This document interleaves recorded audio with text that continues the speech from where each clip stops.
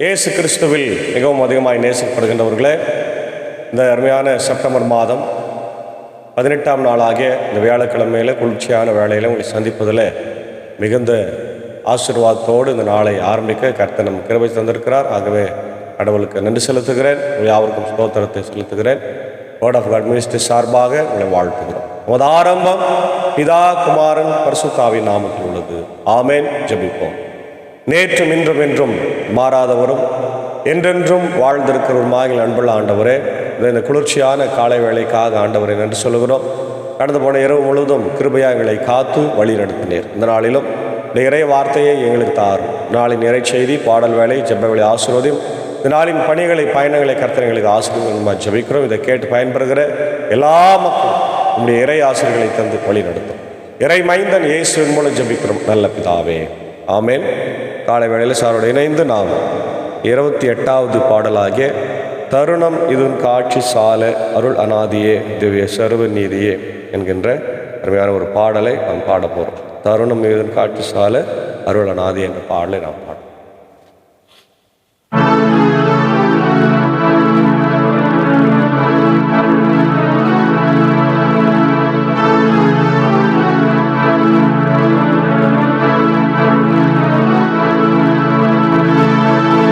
தருணம் மீதும் காட்சி சால அருளநாதியே, தருணம் மீதும் காட்சி சால அருளநாதியே, திவ்ய சர்வ நீதியே, திவ்ய சர்வ நீதியே, தருணம் மீதும் காட்சி சால அருளநாதியே, கருணையாசன பிரதாப சமூக சந்நிதா, கருணையாசன பிரதாப சமூக சந்நிதா, நற்கருணையம்பரா, நற்கருணையம்பரா, நற்கருணையம்பரா, நற்கருணையம்பரா,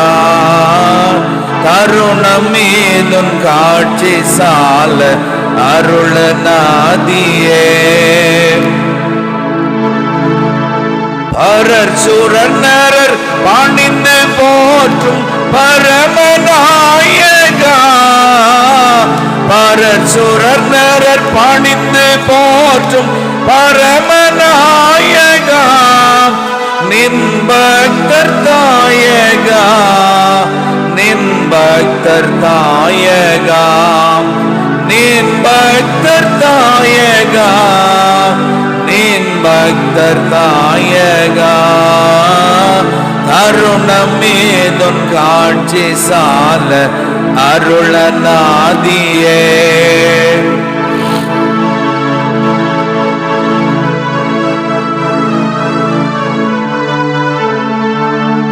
உன்னதத்திருந்தனையாளும் ஒரு பரம்பரா, உன்னதத்திருந்தனையாளும் ஒரு பரம்பரா, நற்கருணையம்பரா, நற்கருணையம்பரா, நற்கருணையம்பரா, நற்கருணையம்பரா, தருணம் மீதும் காட்சி சால அருளநாதியே,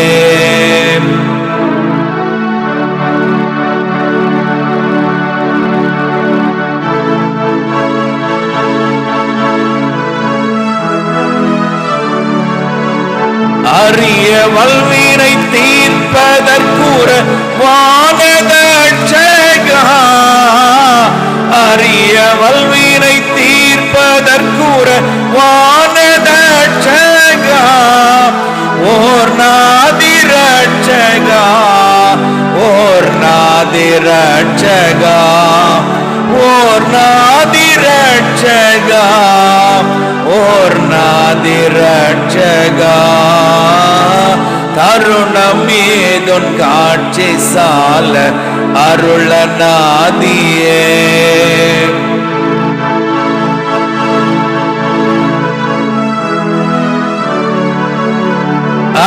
அலகை நரகை அகற்றி முழுதும் அடிமை கொண்டவா, அலகை நரகை அகற்றி முழுதும் அடிமை கொண்டவா, எனதருமை கண்டவா, எனதருமை கண்டவா, எனதருமை கண்டவா, எனதருமை கண்டவா. தருணமேதுன் காட்சி சால அருளநாதியே, தருணமேதுன் காட்சி சால அருளநாதியே, திவ்ய சர்வநீதியே, திவ்ய சர்வநீதியே, தருணமேதுன் காட்சி சால அருளநாதே.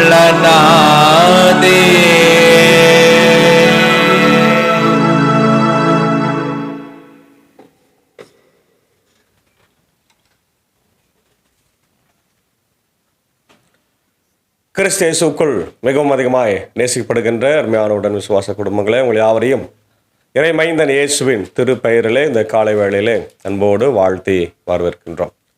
இந்த நாளிலும் நாம் தியானிக்கும்படியாக எடுத்துக்கொண்ட கடவுளுடைய வார்த்தை, அது பவுலடிகளார் தீமோத்தேயுவுக்கு எழுதிய கடிதம். முதலாம் கடிதம் 2ஆம் அதிகாரத்தில் இருக்கின்ற இறை வார்த்தைகள். தீமோத்தேயுவுக்கு எழுதப்பட்ட 2 திருமுகங்களும் தீத்துவுக்கு எழுதப்பட்ட திருமுகமும் ஆயர் பணி திருமுகங்கள் என வழங்கப்பெறுகின்றன. ஆயர்களான தீமோத்தேயுவுக்கும் தீத்துவுக்கும் ஆயர் பணி பற்றி எழுதப்பட்டுள்ளதால் இவை இவ்வாறு பெயர் பெறுகின்றன. இவற்றை பவுலே நேரடியாக எழுதினாரா என்பது பற்றி ஐயப்பாடு உள்ளது. இத்திருமுகங்களில் காணப்படும் சொற்கள், மொழி நடை, திருச்சபை அமைப்பு முறை ஆகியவற்றின் அடிப்படையில் பார்க்கும்போது இவற்றை பவுலே எழுதியிருப்பார் என கூறுவது கடினமாக இருக்கிறது. பவுலின் சிந்தனையில் வளர்ந்த அவருடைய சீடர்கள் திருமுகம் எழுதப்பட்ட காலகட்டத்தில் அவர் என்ன கூறியிருப்பார் என்பதை உணர்ந்து அவர் பெயரால் இத்திருமுகங்களை எழுதியிருப்பார்கள் என கருத இடம் இருக்கிறது. இவ்வாறு எழுதுவது அக்காலத்தில் முறையானதாக கருதப்பட்டது. முதல் நூற்றாண்டின் இறுதியிலோ 2ஆம் நூற்றாண்டின் தொடக்கத்திலோ இதை எழுதப்பட்டிருக்கலாம். இவருடைய சூழலும் நோக்கமும் பார்க்கும்போது பவுலுடைய உடன் உழைப்பாளர் தீமோத்தேயு லிஸ்திராவை சேர்ந்தவர். தந்தை கிரேக்க மொழி பேசும் பிற இனத்தார், தாய் யூத கிறிஸ்தவர். பவுலின் மூலம் கிறிஸ்தவராகி 2ஆம் 3ஆம் நற்செய்தி பயணங்களில் உடன் பணியாளராய் தீமோத்தேயு செயல்பட்டார். முக்கிய பணிகளுக்கு பல வேளைகளில் பவுல் அவரைத்தான் அனுப்பினார். தீமோத்தேயு எபேசிய திருச்சபையின் கண்காணிப்பாளராய் இருந்தார், ஆயராய். பவுல் எபேசு சபையை கண்காணிக்குமாறு தீமோத்தேயு ஏற்படுத்திய பின் மாசிதோனியா சென்றார். மீண்டும் தாம் எபேசுக்கு வரப்போவதில்லை என உணர்ந்த அவர் தம் ஆயராக தீமோத்தேயுவுக்கு அவர் தம் கடமைகளை நினைவு கூறுவதற்காக இத்திருமுகத்தை எழுதுகின்றதை நம்ம பார்க்கிறோம். இதில் தவறான போதனைகளை எதிர்க்குமாறும் இத்திருமுக ஆசிரியர் கூறுகிறார். ஏனெனில் அக்காலத்தில் ஞான உணர்வு கொள்கை பரவ தொடங்கியிருந்தது. உலகம் கெட்டதும் என்றும் ஒருவர் மீட்பு பெற வேண்டும் என்றால் மறைவான அறிவு பெற வேண்டும் என்றும், பல வகை உணவுகளை தவிர்க்க வேண்டும் என்றும், திருமணம் புரியல ஆகாது என்றும் இக்கொள்கை கூறியது. எபேசு திருச்சபையின் வழிபாடு, நிர்வாகம் ஆகியவற்றை செவனே கவனிக்குமாறு திருமுக ஆசிரியர் பணிக்கின்றார். தகுதியான தலைவர்களை நியமிக்கும் அறிவுரையும் கூறப்படுகிறதாக நம்ம பார்க்கிறோம். அன்பான தேவ பிள்ளைகளே, ஆயர் மடல்கள் என்று சொன்னால் பாஸ்டோரல் எபிசல்ஸ் என்று நம்ம பார்க்கிறோம். ஒவ்வொரு ஆயர்களுக்கும் இது முக்கியத்துவம் வாய்ந்ததாக நாம் பார்க்கிறோம். மாத்திரமல்ல, எல்லா விசுவாசிகளுக்கும் இது தேவை. ஆயர்களுக்கு மட்டுமல்ல. இன்னைக்கு விசுவாசிகள் தானே ஆயர்களாக மாறுறாங்க, போய் படிச்சுட்டு செமினர்லாம் வராங்க. அதனால முதல்ல விசுவாசிகளாக நம்ம இதை பார்க்க வேண்டும். அதான் நம்ம இங்கே பார்க்க 2ஆம் அதிகாரத்தில் வழிபாடு, தலைமை பணி பற்றிய அறிவுரைகள். வழிபாடு, முதல்ல வழிபாடு, அப்புறம் தலைமை பணி பற்றிய அறிவுரைகள். வழிபாடு குறித்த அறிவுரை: அனைவருக்காகவும் மன்றாடுங்கள், இறைவனிடம் வேண்டுங்கள், பரிந்து பேசுங்கள், நன்றி செலுத்துங்கள். முதலில் நான் உங்களுக்கு தரும் அறிவுரை இது. முதல்ல என்ன பண்றாருன்னா பிரேயர் பண்ணு. எல்லாருக்காகவும் சொல்றார் இல்லையா? அனைவருக்காகவும் மன்றாடுங்கள் என்கின்ற இந்த வார்த்தையை ரொம்ப ரொம்ப முக்கியத்துவம் வாய்ந்ததாக நம்ம பார்க்கின்றோம். அப்போது யார் யாருக்கெல்லாம் மன்றாடணும் அப்படின்றது நம்ம தொடர்ந்து சொல்லப்படும். இறைப்பற்றும் கண்ணியமும் நிறைந்தவர்களாய் தொல்லையின்றி அமைதியோடு வாழ அரசர்களுக்காகவும், பாருங்க, அரசர்களுக்காகவும் உயர் நிலையில் உள்ள எல்லா மனிதர்களுக்காகவும் மன்றாடுங்கள். இதுவே நம் மீட்பராகிய கடவுளின் முன் சிறந்ததும் ஏற்புடையதும் ஆகும். இல்லையா? இப்போ நம்முடைய ஜபங்களில் நம்ம தினந்தோறும் யாரை நினைவு கூறுகிறோம்? ஏன் நம்முடைய ஜபத்தில் ஒவ்வொரு நாளும் நம்முடைய ஊழியத்தில் நம்முடைய தேச தலைவர்களுக்காக, திருச்சபையின் தலைவர்களுக்காக மன்றாடுகிறோம் என்றால் அது நம்முடைய கடமை. ஆண்டவர் நமக்கு சொல்லி சென்றிருக்கிறார் இல்லையா? எல்லாருக்காக ஜெபம் பண்ணுங்கன்னு சொல்லியிருக்கிறார். அப்போது நமக்கு மட்டுமே, நம்முடைய சபைக்கு மட்டுமே, நம்முடைய மக்களுக்கு மட்டுமே ஜெபம் பண்ணி கொள்வது என்பது நல்லா இருக்காது. அது கிறிஸ்தவ வாழ்க்கையில் மிக முக்கியத்துவம் வாய்ந்ததாகவும் இருக்காது. ஆகவே தான் பவுல் அடிகளார் மிக அழகாய் சொல்கிறார், ஒரு ஆயராக நீ இருக்கணும்னாப்பா, நீ விசுவாசியாக இருக்கணும்னா எல்லாருக்காக ஜெபம் பண்ணு. ஆமென், அல்லேலூயா. அதான் நம்ம அங்கே பார்க்குறோம். முக்கியமாக அன்றைக்கு அரசர்கள் தலைமை பணியில் இருந்தவர்கள், இன்னைக்கு நம்முடைய ஜனாதிபதி தான் முதல் போஸ்ட் இருக்கிறார். முதல் இந்தியர் ஜனாதிபதி, அவருடைய குடும்பம், நம்முடைய பிரதமர், அவருடைய குடும்பம், அடுத்தது அமைச்சரவைகள், மத்திய அமைச்சரவைகள் எல்லாம் ஒன்றா சேர்ந்தாதான் அவங்க நமக்கு நல்ல காரியங்களை செய்ய முடியும். அதே போல் நம்முடைய தமிழ்நாட்டில் முதலமைச்சர், கவர்னர், அமைச்சர் பெருமக்கள், எம்எல்ஏ, எம்பி, கடைகோடியில் இருக்கிற ஒரு சாதாரண ஒரு தலைவர் இல்லையா, எல்லாருக்காக, ஒவ்வொருத்தருக்காக தனிப்பட்ட முறையில் இல்லைன்னா கூட பொதுவாக நம்ம ஜபிக்க வேண்டும். அதுதான் கடவுள் நமக்கு கொடுக்கின்ற அழைப்பாக நம்ம பார்க்குறோம். இது ரொம்ப முக்கியம், ஒவ்வொரு நாளும் நம்ம செய்ய வேண்டும். இதுவே நம்முடைய மீட்பராகிய கடவுளின் முன் சிறந்ததும் ஏற்புடையதும் ஆகும். எல்லா மனிதரும் மீட்பு பெறவும் உண்மையை அறிந்து உணர்வும் வேண்டுமென அவர் விரும்பும். எல்லா மனிதரும் மீட்பு பெற வேண்டும் என்று விரும்புவது கடவுளுடைய சித்தம். ஒரு மனிதனும் கெட்டு போகக்கூடாது இல்லையா? இசைக்கேல் 18ஆம் அதிகாரத்தில் படிக்கிறோம், மரிக்கிறவனுடைய மரணத்தை நான் விரும்புகிறதில்லை, துன்மார்க்கனுடைய மரணத்தை நான் விரும்புகிறதில்லை என்று ஆண்டவர் சொல்றார். அப்போ மரித்து போருடைய மரணத்தை விரும்பாத நம்முடைய தேவனா இருக்கிறார் என்ன சொல்றார்? ஏனெனில் கடவுள் ஒருவரே, கடவுளுக்கும் மனிதருக்கும் இடையே இணைப்பாளரும் ஒருவரே, அவரே இயேசு கிறிஸ்து என்னும் மனிதர் அனைவரின் மீட்புக்காக அவர் தம்மையே ஈடாக தந்தார். அவர்தான் ஏசாமி நமக்காக கல்வாரி சிலுவையிலே தன்னை தந்ததை அழகாய் சொல்றார். நமக்காக இரு கரங்களை விரித்து ஆணிகளால் கடாவப்பட்டு இல்லையா, தலையிலே முள்முடி, காலிலே ஆணிகள், வயிற்றிலே ஈட்டி என 5 காயங்களை நமக்காய் ஏற்றுக்கொண்டவர். அவர் வழியாக மட்டுமே நமக்கு மீட்பு என்பதை பவுல் நினைவுபடுத்துகிறார். குறித்த காலத்தில் அதற்கு சான்று பகர்ந்தார். இதற்காகவே நான் நற்செய்தி அறிவிப்பவனாகவும் திருத்துதனாகவும் விசுவாசத்தையும் உண்மையையும் பிற இனத்தாருக்கு கற்பிக்கும் போதகனாகவும் ஏற்படுத்தப்பட்டேன். நான் சொல்வது உண்மையே, பொய் அல்ல. பார்த்தீங்களா? ஆண்டவருடைய நற்செய்தியை சொல்லுவதற்காக, ஆண்டவருடைய நற்செய்தியை பரப்புவதற்காக தான் கர்த்தர் என்ன வச்சிருக்கிறாரு. இன்னைக்கு இந்தியாவிலும் சரி, பல இடங்களில், பல நாடுகளிலெல்லாம், சில இஸ்லாமிய நாடுகளிலெல்லாம் கூட கிறிஸ்தவ மிஷினரிகளை எல்லாம் சுட்டு கொள்ளுகிறார்கள். வடநாட்டில் கூட இன்னைக்கு நிறைய சுவிசேஷங்களை அறிவிக்க போகும்போது பொய் கேஸுகள் எல்லாம் போட்டு உள்ள தள்ளுறாங்க, அவங்கள அடிக்கிறாங்க. அரசாங்கமே அவங்கள வேடிக்கை பார்க்குறது, அடிக்கிறவங்கள வேடிக்கை பார்த்து அவங்க மேலே வழக்கு பதியாமல் இருக்கிறத நம்ம பார்க்குறோம். திருச்சபைகளை அடித்து நொறுக்குகிறதை பார்க்கிறோம். திருச்சபையில் வழிபாட்டு பொருள்களை அழித்து நொறுக்குகிறதை பார்க்கிறோம். அன்பான தேவ பிள்ளைகளே, அவங்களுக்கெல்லாம் நான் ஒன்றே ஒன்று சொல்லிக்கிறேன், நீங்கள் என்ன செய்தாலும் இயேசுவின் பிள்ளைகளையும் இயேசுவின் ஊழியத்தையும் இயேசு உலகத்திற்கு கொடுத்த ரட்சிப்பையும் ஒன்றும் செய்ய முடியாது. இது எச்சரிக்கை, சவால், எல்லாமே. முடிந்தால் கிறிஸ்தவர்களை அழித்து பாருங்கள், அவர்கள் பெருகி கொண்டே இருப்பார்கள். கிறிஸ்தவர்களை கை வைப்பதும், தேனி கூட்டுக்குள்ளே கை வைப்பதும், குளவி கூட்டுக்குள்ளே கை வைப்பதும் ஒன்று. அவர்கள் வந்தார்கள்னா உங்களால் ஒன்றும் செய்ய முடியாது. ஆனால் ஆண்டவர் கிறிஸ்தவர்களுக்கு, எங்களுக்கும், அதாவது எல்லாருக்கும் கொடுத்துருக்கிற அறிவுரை என்ன?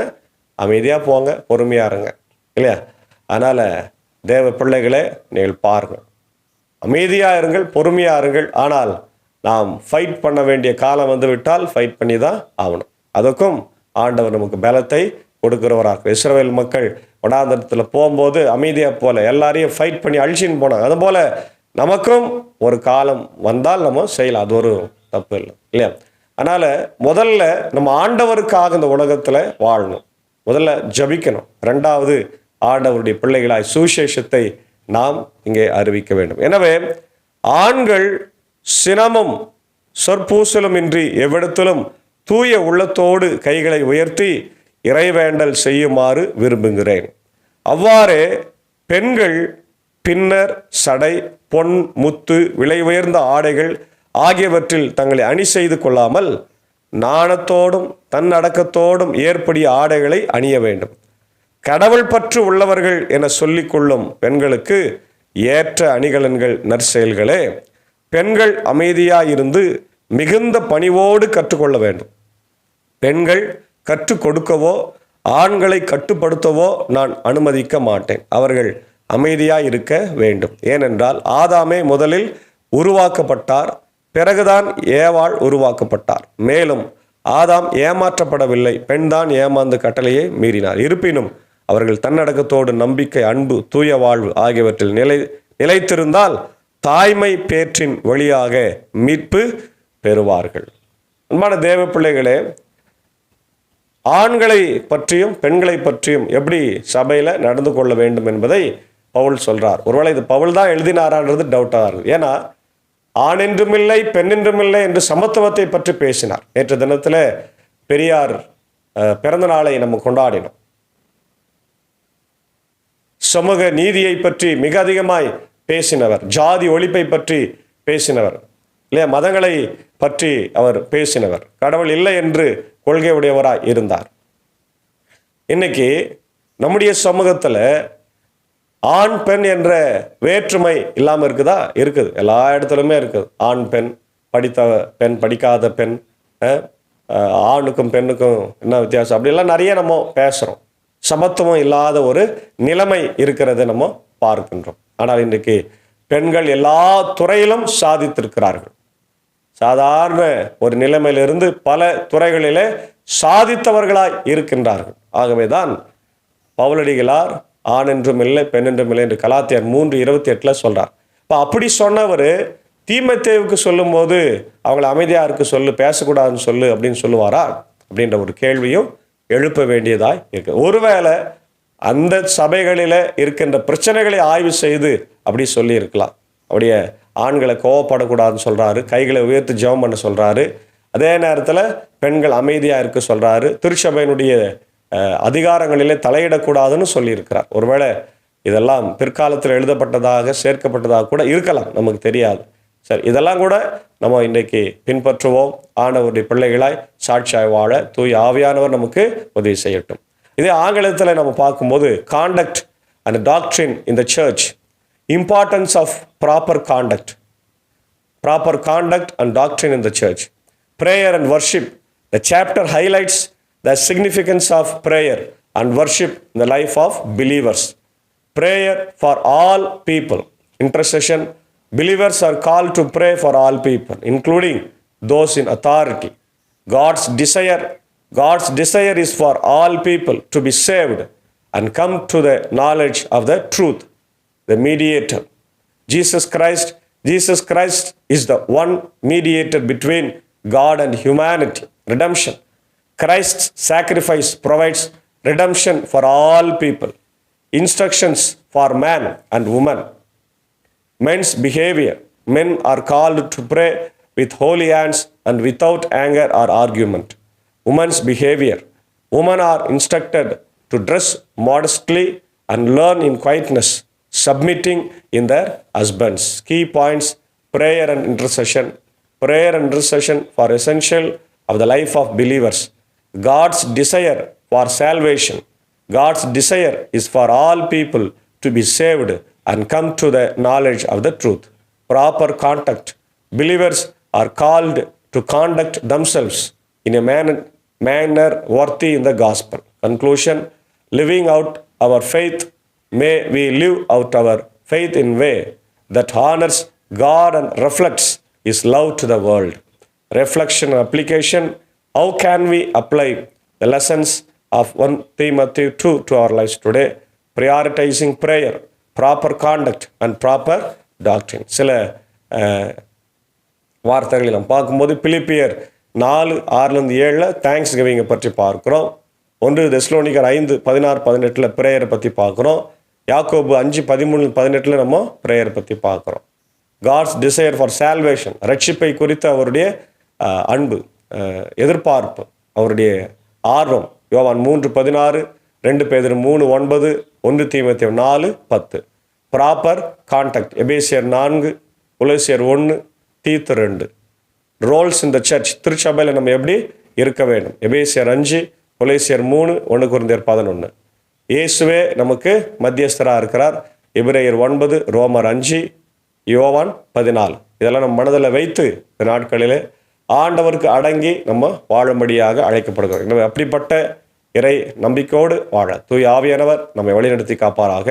ஆமேன். ஜெபிப்போம். மகா இரக்கமும் கிருபை நிறைந்த எங்கள் அன்பின் பரலோக பிதாவே, இந்த மகிழ்ச்சியான காலை வேளைக்காக மீண்டுமா நன்றி சொல்லுகிறோம். கடந்து போன இரவு முழுவதும் கிருபையாக எங்களை காத்தீர். ஓரளவுக்கு மழையை தந்திருக்கிறீர், இன்னும் அதிகமான மழையை தார். இந்த நாளிலே ஆண்டவருடைய வார்த்தைகளை கேட்டுக்கொண்டிருக்கிற அகில உலகத்தில் இருக்கிற மக்களுக்காக நான் ஜெபிக்கிறோம். ஆண்டவரே, உலக நாடுகளில் இருக்கிற மக்கள், இந்தியாவில் இருக்கிற மக்கள், கிறிஸ்தவர்கள், கிறிஸ்தவர்கள் அல்லாதவர்கள், இயேசுவை ஏற்றுக்கொண்டவர்கள், இயேசுவை பழிக்கிறவர்கள், அடிக்கிறவர்கள், மிஷினரிகளை துன்புறுத்துவர்கள் எல்லாருக்காக ஜெபிக்கிறோம். அவர்கள் எல்லாரையும் ஆண்டவர் நாங்கள் மன்னிக்கிறோம். நீரும் மன்னித்து, ஆனால் நியாயம் ஒன்று இருக்கிறது. அந்த நியாயத்தை அவர்கள் செய்ய கர்த்தர் அவர்களுக்கு நீர் ஆண்டவருக்கு கிருபை தார். அவளுக்காக நான் ஜெபிக்கிறோம். முதலாவது இந்த நேரத்தில் என்னுடைய தேச தலைவர்களுக்காக ஜெபி. என்னுடைய ஜனாதிபதி, துணை ஜனாதிபதி, பிரதமர், ஆண்டவரே, அனைத்து அமைச்சர் பெருமக்கள், மத்திய அமைச்சர்களுக்காக, அனைத்து மாநிலத்தின் முதலமைச்சர், கவர்னர், எம்எல்ஏ, எம்பிகள், கலெக்டர்ஸ்க்காக, கவுன்சிலர்ஸ், வார்டு மெம்பர்ஸ், உறுப்பினர்களுக்காக, ஆண்டவரே, இதோ அனைத்து தமிழ்நாட்டில் இருக்கிற எல்லா ஆண்டவர் முதலமைச்சர்களுக்காக வேண்டிக் கொள்கிறோம். அமைதி சமாதானம் தேசத்தில் ஆண்டவர் இருக்கட்டும். அனைத்து தலைவர்களுக்காக, திருச்சபையின் தலைவர்களுக்காக, பிஷப்ஸ்க்காக, பிரசிடென்ட்ஸ்க்காக வேண்டிக் கொள்கிறோம்.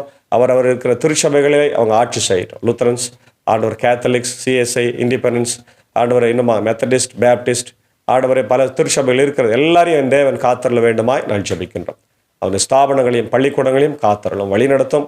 உலக நாடுகளில் இருக்கிற திருச்சபைகள், ஸ்தாபனங்கள், பள்ளிக்கூடங்களுக்காக, அவருடைய அரசாங்கங்களுக்காக வேண்டிக் கொள்ளும். குறிப்பாக அமெரிக்கா தேசத்திற்காக ஜெபிக்கிறோம், இந்தியாவுக்காக ஜெபிக்கிறோம். இருவரு நாட்டில் இருக்கிற பிரச்சனைகள், அந்த ஆண்டவரை டேக்ஸ், ஆண்டவரை பிரச்சனைகளை நீக்கி போட்டு அமைதியான ஒரு சுமூகமான தீர்வை அவர்கள் எட்ட கிருபை தரும். இதனாலே எங்களுடைய ஆண்டவரே திருப்பூர் மக்களும், ஆண்டவரே ஷூ கம்பெனியில் பணியாற்றவர்கள் பாதிக்கப்பட்டிருக்கிறாங்க. கண்ணோக்கி பார். அதே நேரத்தில் வியாதியஸ்தர்கள் உண்டு, பலவீனமான மக்கள் உண்டு. எல்லாரையும் கண்ணோக்கி பாருங்கள். இப்படி இந்திய சுவிசேஷத்தின் திருச்சபை, ஆண்டவருடைய ஆயர்கள், பொறுப்பாளர்கள், ஆண்டவர் திருச்சபைகள், ஆண்டவர் பெதஸ்தா மருத்துவமனை, பள்ளிக்கூடங்கள், சிறப்பு பள்ளிக்கூடங்கள், என்னுடைய அருமையான கண்கடை ஏரியல் கல்லூரி யாவருக்காக ஜபிக்கும். தேவையெல்லாம் சந்தியராச்சா வழி நடத்துங்க. குறிப்பாக இந்த ஊழியத்திற்காக ஜபிக்கிறோம். அடியார்களை பயன்படுத்தி வருகிறீர்.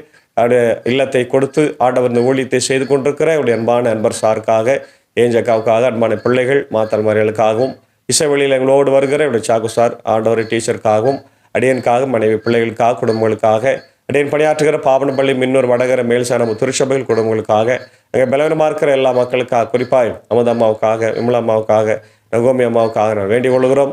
ஆண்டவரை இதோ வேதமணி அம்மாவுக்காக ஜபிக்கிறோம். கண்ணோக்கி பாருங்கள், பலவீனங்களை மாற்றுங்க. தொடர்ந்து இப்படி கிருபை இந்த நாளில் எங்களுக்கு தங்கியிருக்கிற அவருடைய பணிகள், பயணங்களை ஆசீர்வதிக்க வேண்டுமாய் நான் ஜபிக்கிற ராஜா. விசேஷமாக இந்த நாளிலே அவருடைய பிறந்த நாளைக்கு நன்றி செலுத்துகிற என்னுடைய குமணன் ஐயருடைய அன்பு மகன் ஜோ ஆண்டர் பேட்ரிக் அவர்களுக்காக ஜபிக்கிறோம். அவர் பிறந்த நாளை காணுகிற மகனை ஆசீர்வதிங்க. வாலிப பிராயத்தில் ஒரு சிஸ்டர் இணைக்க கர்த்தர் கிருபை தாரும். 1000 அவர்களையும் 1000 ஆண்டவர் அன்பு மகளையும் கர்த்தர் ஆசீர்வதியும். ஆண்டவர் விசேஷமாக எங்களுடைய வீவர் ஆண்டவர் திரு ராதாகிருஷ்ணன் ஐயா அவர்கள் நேற்று தினத்தில் காலமானார். அவர் ஐசிஎஃப்ல இன்ஜினியராக பணியாற்றி கொண்டிருக்கிற போது திடீரென்று ஏற்பட்ட அந்த மாரடைப்பினாலே காலமானார் என்று அறிகிறோம். அவர் எழுந்து வாழுகிற ஆண்டவரை வாடுகிற அவருடைய அன்பு மனைவி திருமதி கிருத்திகா ராதாகிருஷ்ணன், அன்பான பிள்ளைகள் அர்ஷா, ஹரிஷ் இவர்களுக்காக ஜபிக்கும். கண்ணோக்கி பாருங்கள். உலகம் தர முடியாத ஆறுதலையும் மெய் சமாதானத்தையும் ஆண்டவரை தாருடைய வார்த்தைகளை கேட்டுக்கொண்டிருந்தவர் நிச்சயமாக அவர் ரட்சிப்புக்குள்ளே வந்திருப்பார்கள் நம்புகிறோம். ஆண்டவரே, அந்த ரட்சிப்பின் ஆசீர்வாதத்தை, பலனை இந்த நேரத்தில் அவர்களுக்கு தர வேண்டும் என்று நான் ஜெபிக்கிறேன். இன்னும் யாரெல்லாம் இந்த உலகத்தில் ஆண்டவரே வியாதியோடு பலவீனங்களோடு வாழ்கிறாங்களோ, குறிப்பாக என்னுடைய காசா பகுதிக்காக ஜெபிக்கிறோம்.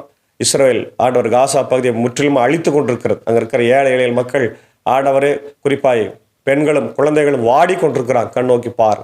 அதே போல உலக நாடுகள் உக்ரைன் ரஷ்யா போருக்காக மற்ற இடங்களிலே ஆண்டவர் இயற்கை பேரிடர்களினால ஆண்டவர் அதிகமான மழை, இந்தியாவில் கூட அதிகமான மழையினால் அநேக மக்கள் பாதிக்கப்பட்டிருக்கிறாங்க. ஒரு பக்கம் மழையே இல்லை, இன்னொரு பக்கம் கடுமையான மழை.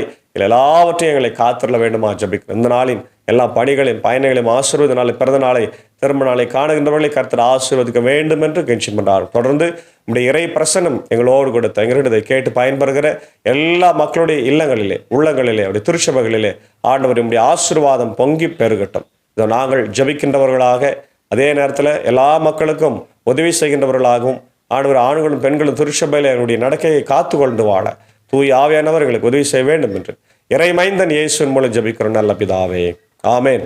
எல்லா வல்ல தந்தை, மகன், தூய் ஆவியின் ஆசைகள் இந்த நாளிலே நம் அனைவரோடு கூட இருப்பதாக. ஆமேன்.